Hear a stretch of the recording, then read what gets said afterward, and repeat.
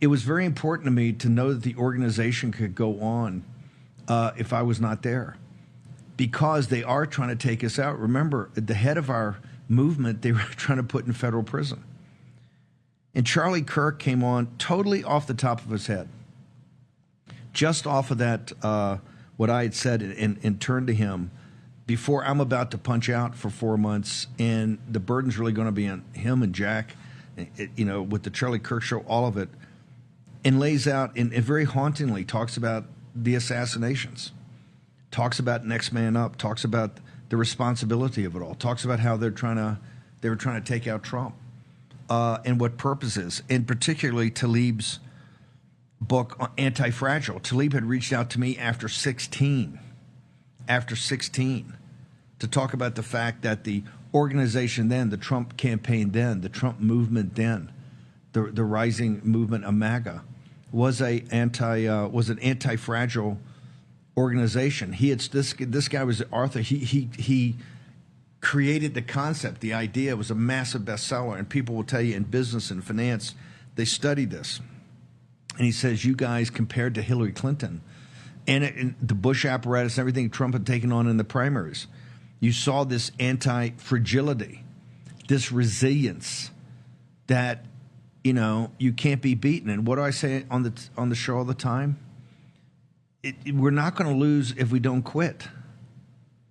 Also, is it Nick Freitas or somebody had a great piece they put up on Twitter, and I think I reposted it, that said if he finally came to the conclusion that the two sides there's no commonality anymore, or not enough commonality to kind of bring the country together.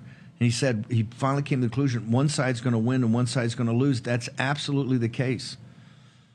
There's no common ground. Look at the mocking they've done of Charlie's horrific death.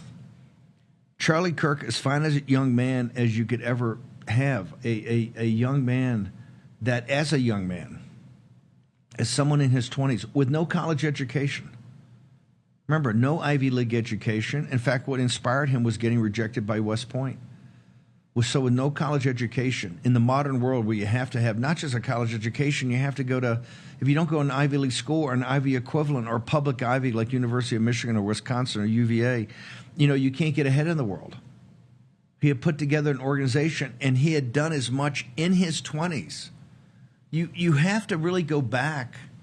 You have to go back to the revolutionary generation. You have to go back to Hamilton and Jefferson and Madison and Monroe and all these. You have to go back to what they accomplished to see the impact of somebody in their 20s. And right there with the brilliance just off the top of his head, with the clock ticking down for me, and hey, you don't know, we might never ever see each other again, right? You don't know, some 70-year-old guy is heading to federal prison. You don't know what's going to happen.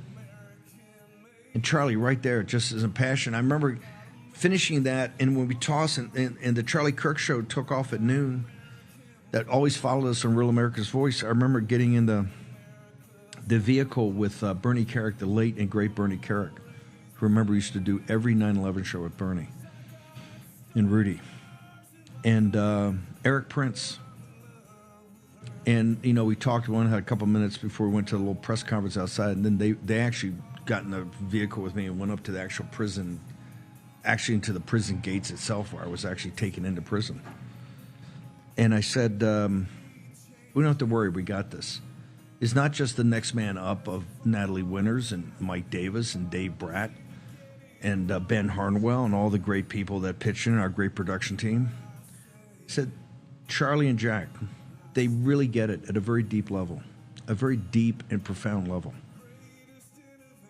That individual was assassinated, executed, I might say, in cold blood, in front of the world. Died with his boots on, doing what he loved best, debating, the exchange of ideas and convincing people to see the light. Air Force Two has landed. They're not really showing video of it, but Air Force Two has landed to take Charlie's remains to Phoenix. And Kash Patel, the head of the FBI, is en route out here to where we are, Utah.